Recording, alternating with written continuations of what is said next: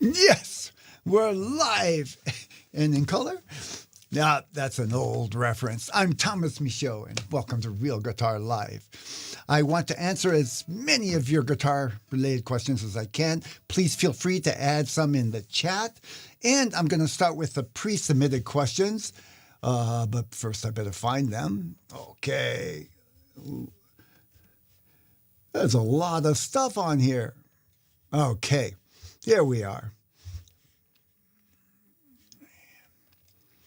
I'm going to start off with a question from Dave, who is asking, on the up strums from the high E to low E, I tend to dig the pick in too hard and into the strings, and it sounds harsh. Even when I angle the pick and try to relax, it still happens.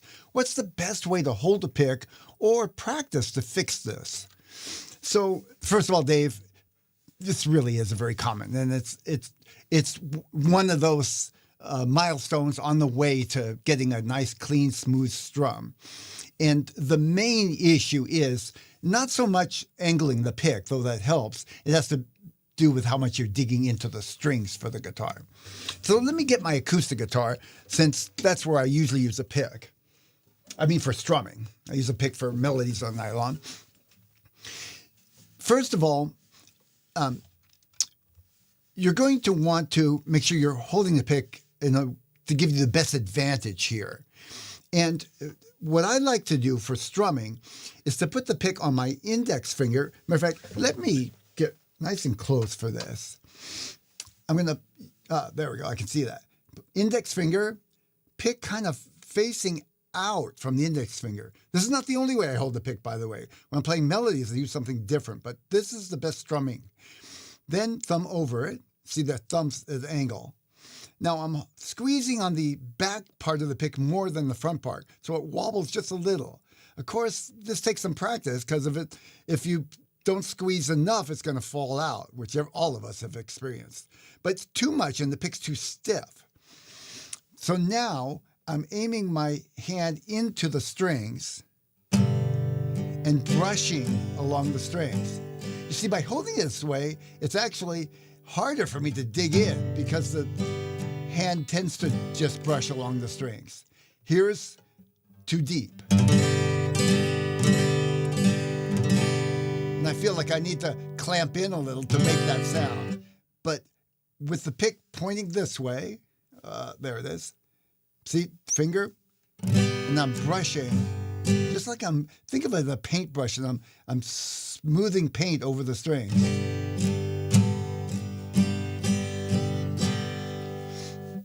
So it really helps if you do angle the pick, but it's just not the deciding factor. So of course, you want to angle the pick a little bit down on the way up and the reverse on the way down.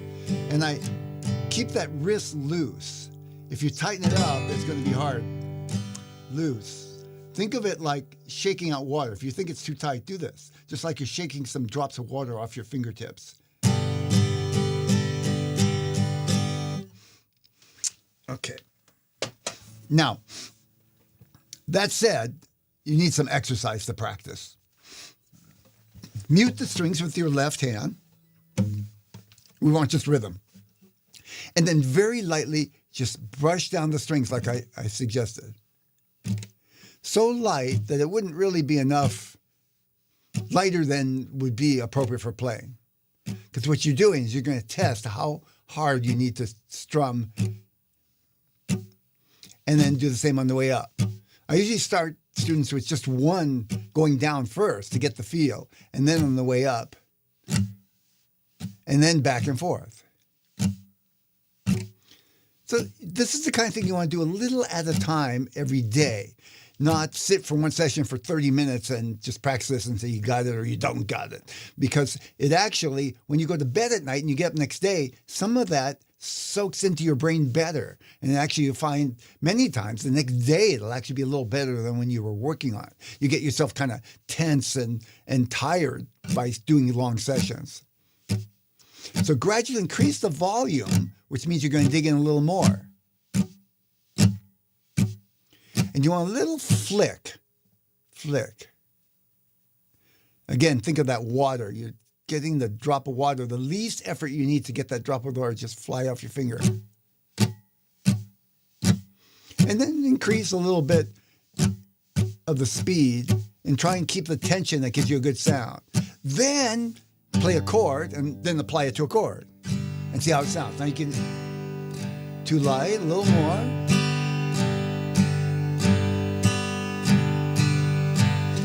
Do that a little every day. And you can try different chords, make it interesting. I usually practicing things like that get really boring after a while.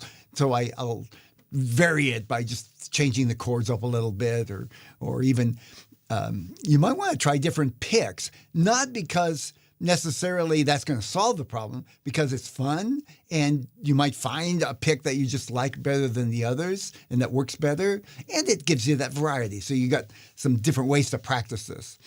By the way, and you probably know this already, a thinner pick tends to be easier to get a smooth strum than a medium or a thick pick. And if you want, start on a thin pick. It's kind of like if you're riding a bike, you would want every advantage, and we usually use training wheels to start with a bike. Doesn't mean you're always going to use training wheels. But a thin pick, many people who strum a lot and don't play melodies just use a thin pick all the time anyway. So it's not somehow just a beginner thing. I use a medium because I do want to be able to pick melodies and strum. So you have to be a little more accurate with your brushing and your up and down with a medium pick. And you might find you want to graduate to a medium pick over time. And using that technique, you can get a smooth strum. Listen, medium. Thick pick. This is a really thick pick. Really hard to get a smooth strum. But it's just a matter of the touch, of how much you dig in, and brushing along and the position.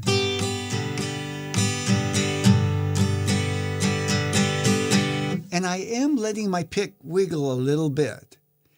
Again, that's a little harder because it's a lot of people, when they first try this, it just flies out and it's up in the sound hole. But like anything else, little by little, you figure out just how much pressure you need at the back of the pick to hold on to it. And it does help, by the way. I do have a little rubber thing. These I stick on my pick. Let me get closer so you can see it close. These, there it is. These are little rubber things I got on Amazon that I put on a plain pick to help me grab it better. By the way, I got this cool foot switch. Can you tell? I'm not having to move with my hands. Oh, yeah, I like my toys. Next question. And this is, I remember looking at this already, and it's a related question. What the heck? Oh, wrong mouse. So this is when playing a G chord, do I need to strum all 6 strings up on the up strum, or is hitting 4 strings enough for a full proper sound? Well, first of all, the short answer is no, you don't have to hit all the strings. Matter of fact, most people don't. Most guitar players do not hit all the strings all the time. It wouldn't sound good if you did. But it's related, because when you try and hit all the strings, you're more likely to dig in and get a rough sound. So this actually can help also with making a smooth strum sound. So let me talk a little more about that, because this is really the key. This and how you hold the pick and that whole motion thing is how you get a good, smooth, and a dynamic strum. If you strum straight up and down, I'm going to use a G chord here.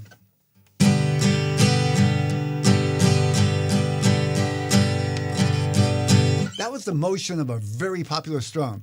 It doesn't sound good, does it? It sounds kind of mechanical or artificial, like I'm deliberately trying to make a certain sound. Here's how that strum should sound.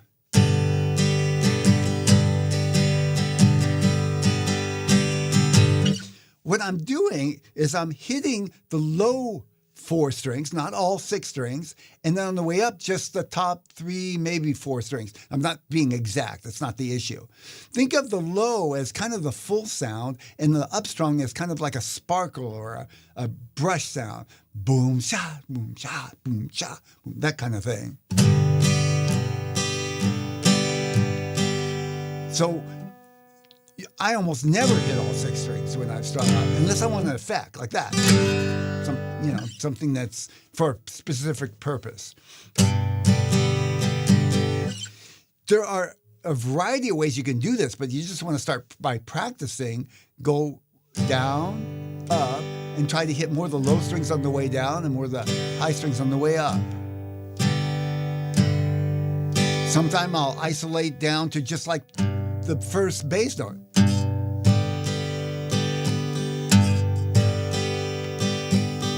You hear what I was doing there? I was hitting just the low bass note, but that's actually, the fifth string was ringing too. But on the rest of the strokes, I was just aiming at the higher strings. Bass, high, bass. See, that creates a texture, kind of a motion effect. Boom, da, da, cha, cha, cha, boom, cha, cha. So that's a little more than you were asking, but it's fun to practice that kind of thing because it can change one strum pattern into a bunch of varieties. And even if you just start with one that you like, it adds a whole nother level to your strumming and might just help eliminate the pick sticking in the strings and making that harsh, crackly sound.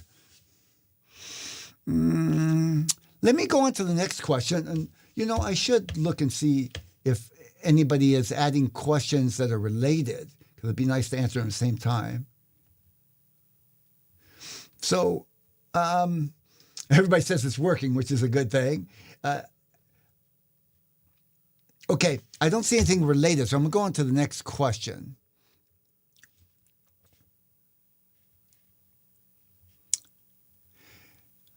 This is a good one. This is Robin asking, how do I get all my fingers to land together when changing chords? And again, this is a very normal progression when you're learning. I often teach students. I'm getting sounds. That's cool. Ding.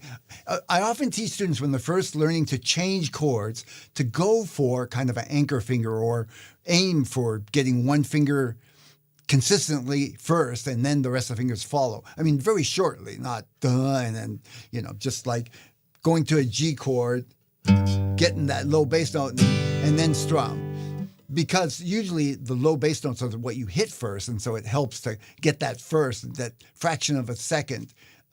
You get extra to put the rest of the fingers down. So that's a normal progression on learning to change chords.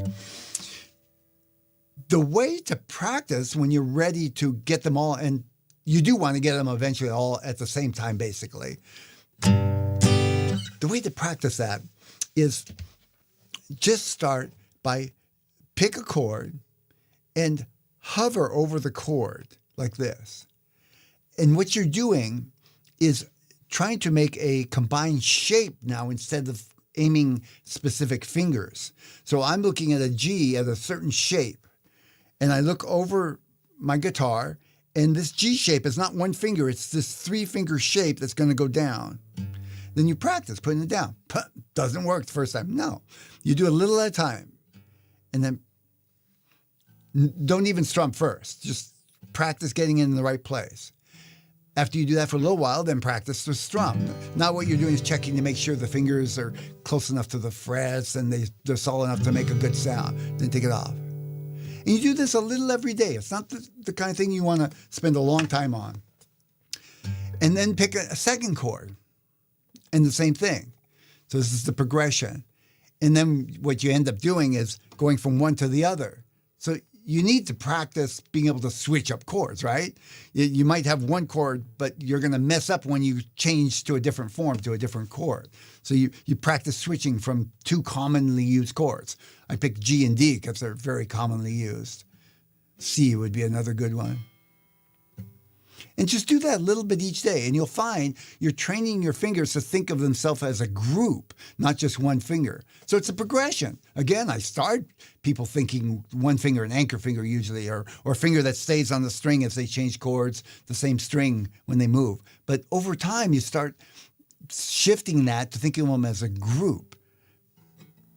And it helps because when you have a finger, like with this D chord, let's say I'm making Look at this shape for a minute. This is a good example. Let me go close here. This G chord, a 4-finger G, going to a D, I keep my third finger right there. I call that an anchor finger, G. So that's how I teach to start with. Think of the anchor finger and then keep that moving. But over time, I'm going to move all my fingers at once. I'm going to put my pinky down and my other fingers over at the same time, all together.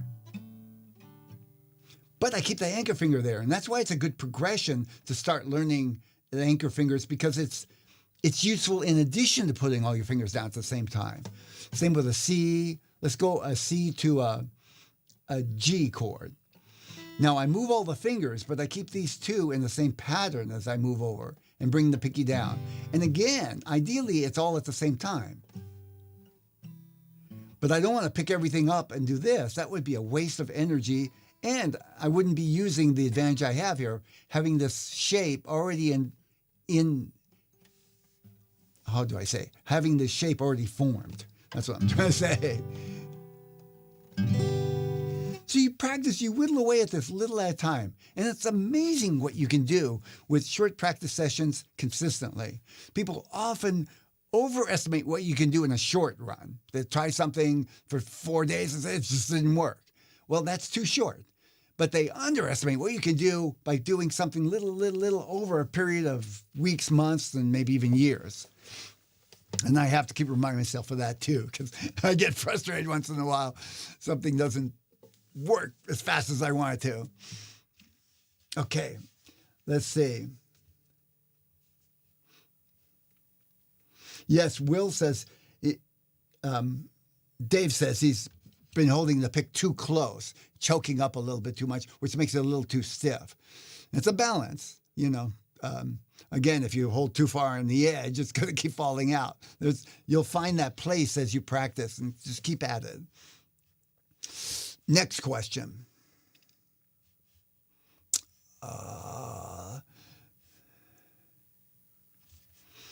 Okay, this is a good one. What do Roman numerals mean in chord progressions, and why should I learn them? First of all, I actually find the Roman numeral thing very useful. And the main reason I find it useful is because it shows the relationship between the chords. Wait, let me go back to my main view here for a sec. It shows the relationship between the chords instead of just what chord you're going to play. So let me say that another way. When I look at a song, I'm not saying, okay, I got to play this chord, this chord, this chord. I look over the whole song. I say, are there any patterns that I know? And in pop music, there often and almost always is, at least some patterns. And I know a dozen common patterns that I've practiced for years and years and years in many keys. So when I see the same pattern, I don't have to go chord, chord, chord. I go, I need to play that intro, that pattern, which I already know, and then at the end it has something a little different. That makes it learning so much easier. And that's because I understand the chord progressions, which are designated by Roman numerals. Roman numerals sort of take out the issue of key. If you have a chord progression that's, let's say, a Roman numeral 1, a Roman numeral 4, and a Roman numeral 5, that could be any key. Plug in the key of C. Let me go to my screen here so you can see. Let's take the key of C. The key of C has the chord C, D minor, E minor, and so on, up to B, that's B diminished. So I numbered those chords 1 through 7. Basically, I took the scale of C and just built a chord on each note of the scale from notes from the other notes in the scale. And now I convert that to Roman numerals. You can see in the center there, I've used Roman numerals. The big Roman numerals, like the big 1, is uppercase is for major chords, and the little Roman numeral means minor chords. So now when I take a progression, let's say I'm going to do something simple. Let's say a progression, a 1, 2, 3 progression. Not a very common one, but just for example, I know the first chord's major, the next chord's minor, the next chord's minor. And I say, I want to do that in the key of C. Well, the one chord's going to be C. D is going to be a 2 chord, but it's D minor. I know it's a small Roman numeral. And E is going to be minor because it's a small Roman numeral. Now, I know that's in the key of C. Those 3 chords are the 3 chords I need. I want to convert it to the key of G. No problem. Start with a G. The next chord is going to be G, D. It's going to be, G, A, right? Goes in a cycle. A minor, because it's going to be a minor. A, B is going to be B minor. So, the real advantage comes in when you recognize more elaborate patterns. 4 chord patterns are very common in pop music. One of them is, I'm using here, is a 1-6-4-5. Let me play it in the key of C. 1, 6, 4, 5. So in the key of C, that's 1 chord is C. The 6th chord is A minor, small 6, right? A minor. 4 chord is F. The 5 chord is G. I want to convert that to the key of G. Well, I start with a G, E minor, right? We talked about G, A, B, C, D, E. That's 6, E minor. 4 chord, G, A, B, C. And finally, the D, the 5 chord. I can just change the whole thing to the key of G. It helps you recognize the patterns when you see Roman numerals. It's not clear when I just see numbers, 1, 6, 4, 5. Mostly because I can't tell if it's chords they're talking about, because we use numbers for note degrees in a melody also. But also I can't tell if it's major or minor or diminished or augmented. It makes transposing easier, and it speeds up learning songs because you can recognize the patterns. You don't need this theory to play guitar, but it just helps. It helps to learn songs faster and to understand the patterns better in songs. Okay, that's all my questions that are pre-submitted. Let me look over in the chat and see if we have some questions I can answer. Let's see. The first one I see. Oh, by the way, if you could, I don't have that many things in the chat today, but if you could start the question with the word question, it'll help me to see it faster. I can sort it out from the comments. Today is not so hard. I've learned the 5 positions of the minor pentatonic scale. Can each scale begin on any fret on the 6th string, and how do we know which one to use? The same question applies to the 7 modes. Okay. So I'm not sure I quite understand the question yet. I've learned the 5 positions of the minor pentatonic scale. I got that. Can each scale begin on any fret on the 6th string? Can each scale begin? Each position, maybe? So let me just answer that question. If you can add to that if I got it wrong, or if you can think of some way to explain it better. Each position. So he's saying in minor pentatonic, this is one position, and we better go to my guitar so everybody can see. So here's one position. That was an A minor pentatonic scale, and I started on the A note. So you can move that around. If I start here, I can play that same position. It's just not A anymore. It's going to be that first note that started G. It's a G minor pentatonic scale. Now, you can play a different position here. Let's say here's another position of a pentatonic scale.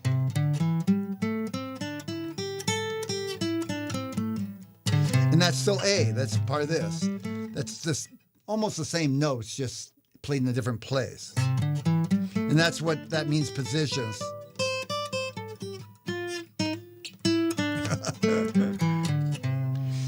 Now, but the same thing, if you play that position here, starting in the same place, it's not going to be A anymore. Here it's A, starting on the third of the third note. Let's see, the third note of the major scale. So the second note of the pentatonic scale, A, it's a C. So if this is A, you're just starting on the C note. If you move down a step, now you're playing A flat. Another step, you're playing G, G flat, and so on. I hope that helps. Feel free to clarify or to ask in a different way. And the same applies to the modes, the same thing. If you play a mode in one place and you move it around, that same pattern is going to be a different key. That's what I'll say. Same mode, different key. Whoa, let's get back here to my big self. Next question. What is the circle of fifths used for? Let's see. The circle of fifths, I wish I had a diagram to show. So I'll have to answer this kind of lightly without being able to prepare ahead. I would show a diagram and explain what it looks like for people who don't know what this is talking about. But basically, a circle of fifths has the keys of music. It's not specific to guitar, and it goes up by a fifth and down by a fourth. So C to G, and it goes around in a circle and ends up back at C. You can use it for a number of things. One of them is to quickly see what the chords are in a key. You can use it to, without showing you the circle of fifths, it's hard to explain. Let me pass that question off, and I'll think if there's something that I could do to explain it without having a diagram handy. Next question. Any tips on nailing the B minor bar chord? I have a workaround, but really want to play a full B minor chord at the second fret. A lot of tips. And B minor, there's two chords. People often start with the F because they need it right away in a song. And the F is actually one of the harder chords. And the second harder chord, it would be the B minor. And it has to do because where it is on the neck. There's a lot of tension up here. When you play a chord up in here, there's less tension. It's easier to press down. So that said, it's a great chord to learn. It's very useful. And once you can play that, you can play pretty much any bar chord. The first thing I would say is a problem with the bar chords down here is usually having to do with the bar itself.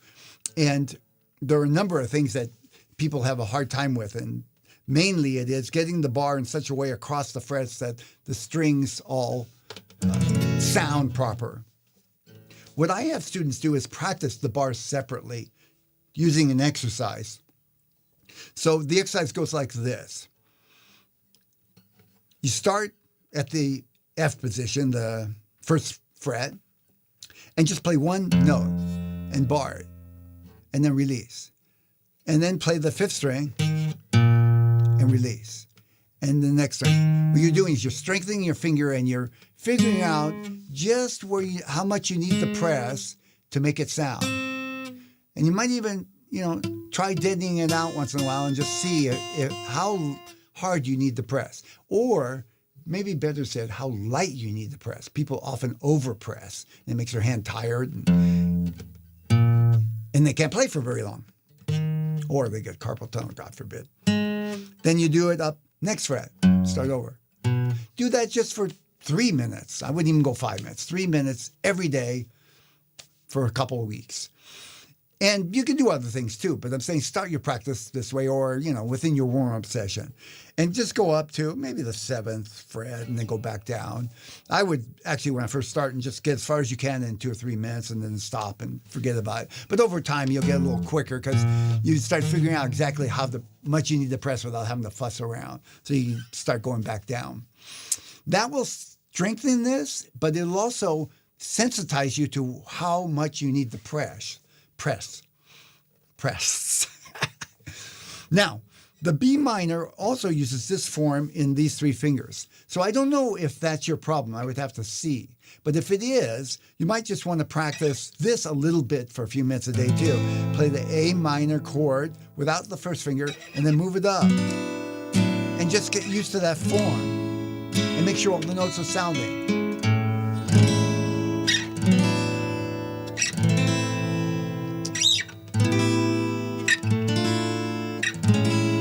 kind of cool. This is a cool chord.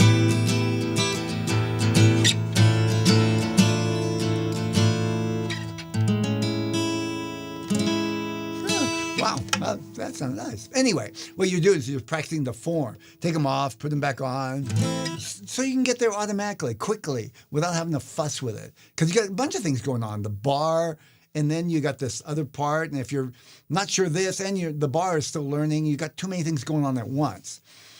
Now, when you put it together and you play the B minor chord, a couple of things that help. One is it helps some people to slightly roll this first finger back just a touch, because it helps straighten out the finger, I think. That's why it works. For me, it's barely noticeable when I do it, but it's not flat like this. It's just slightly angled. You also might find, and you could try this, that bringing this first finger back so that you're pressing at the fifth string might work better for you. You do got to get, this is the tricky part, you got to get this knuckle up here. If it's down here, this is going to cause you trouble. Yes, you can get a partial bar that way, but you can't get a full bar and have this knuckle bent. As soon as you do, you see it makes a weak gap here. Even if it touches the string, it's not enough. So you got to get this knuckle up, but not too far. This is going to cause problems with your hands over time. So it's basically just about flush. And sometimes you can adjust your elbow a little bit to get the right place. This is too much. This is good. Let me go to my hand position again. Let me see. See, this is too much. This is good. Maybe I go this way, huh? Too much. See how my hand's starting to lift off the strings at the high strings? That's too much. There, that's good. That's too bent. That's gonna cause trouble. Because I can't. See, right here, I can feel it. I can push down the strings, but here, I can't. I can't push them down with the same amount of strength. I need more strength to press down, and it's going to cause trouble with your hands. And by the way, I do have my thumb back here. You probably know that, and not curled up like this, but flat, or roughly around the middle of the neck, and roughly in line with this finger. That's not exact. And I've seen some people successful at doing it this way. I wouldn't say that's wrong. That's not the way I do it. It's not what works for me. Okay, let's go back to my big self. Let me see if I can think of anything else that would help. It's a common problem, and you're not alone with this. I really encourage you to try chunking it down like I suggested in the beginning. A lot of people are impatient with that. And I think it's mostly they need encouragement that it really will produce effect. It's just not an overnight thing. Okay, I can't think of anything else right now, but if I do, I'll add it to it. Bar chords are important. I've heard some people just avoid bar chords, it's not necessary. It's just a bit of patience and practice, and the bar chords will help you with other technique issues as you get better and better as well. Question. Thank you. Joseph said, God bless you from Southern California. Really appreciate it. Do you think classical and flamenco are similar? If you can play one style, does it help with the other one? Ooh. No. Short, no. I started on classical. Oh, no, I started on rock guitar, electric guitar, but I went to college for classical. And when I started learning flamenco, it was, I wouldn't say like starting over, but very different. Flamenco classical is generally very note reading heavy. People have written this music, and your job is to learn and interpret it in a way that is pleasing, and usually they consider it a bonus if you do the composer justice, what they intended, which I'm not so much a traditionalist that way. But the idea is you're playing music that's been composed. And you can compose your own music, but you write it down. It's the way it is. Classical guitarists generally don't improvise. Doesn't mean they can't, but that's not part of the classical guitar. And of course, there's a lot of techniques that have to do with classical guitar. We're getting the tone right with the fingers. some of the common things are you're using nylon strings in flamenco guitar. You are using fingers and nails similar to classical guitar. But flamenco guitarists, first of all, are improvising a lot. And second of all, they often learn patterns and are using those patterns to play different styles of flamenco music, rumba, tango, bulería, and so on. The styles have specific characteristics. And so, but once they learn those forms and the basic techniques, they improvise in between. They're not reading music usually. Music, actual written music in flamenco was very rare at one time. It's much more common nowadays. People are writing stuff down, but it was very rare. It was learned by ear. And then there's a modern style of flamenco or flamenco jazz, you might call it, where you actually, somebody plays chords and you improvise over them, kind of like a jazz guitarist or even a rock guitarist likes to improvise over chord changes. I was attracted to flamenco because it kind of felt like I was using my skills in the nylon string guitar, which I enjoy. I like using my fingers and feeling the strings, and I like the tone of nylon strings. But I want to improvise and play more creatively, and flamenco seemed to fit that bill. So, no, learning flamenco when you play classical would be easier than not playing guitar, for sure. But as a matter of fact, my teacher told me he started classical, and it took years to consider himself a flamenco guitarist after being a classical guitarist for many years. A lot of people do play both, but it is a different animal. Some people can play folk guitar and rock guitar, but they're two different things. Let's see. I kept playing Fields of Gold by Sting. That song helped me play the B minor chord. It's used so much in the song. You just got to keep going. Yeah, that's cool. I don't think I've played that song. I don't remember playing it, Fields of Gold, but I'm going to check it out. But if you can find a song that uses the chord a lot, in addition to practicing the exercise and keep coming back at a little at a time, I think that's great. I found it really helps to have a variety of way to come at things. It keeps it interesting, but also you tend to learn faster if you kind of come at it different ways than just trying to do the same thing over and over and over and over. Okay. Thanks, Joseph. Yes, that's a great suggestion. Any more questions? I would love to answer some, but if there's not, I'll go eat my lunch. Thanks for the great answer. Oh, you're welcome, Paul. Oh, thank you, Joseph. That's very kind. I don't see any more questions. I guess I should end things. It's been great. I've enjoyed being here, and I would really love to hear some more of your questions for next time. I'll be back the second Thursday of next month. And feel free to send me your questions ahead of time. You can go on my website and there's a contact box there. But I'll be happy also to answer questions in the chat as well. And perhaps I can do a more in-depth thing on the circle of fifths next time. If that's of interest, I would be happy to do that. I'll get a chart and I'll actually use that to be able to explain some of the concepts of circle of fifths and how it's most practical for guitar players. Bye for now. Take care, everybody.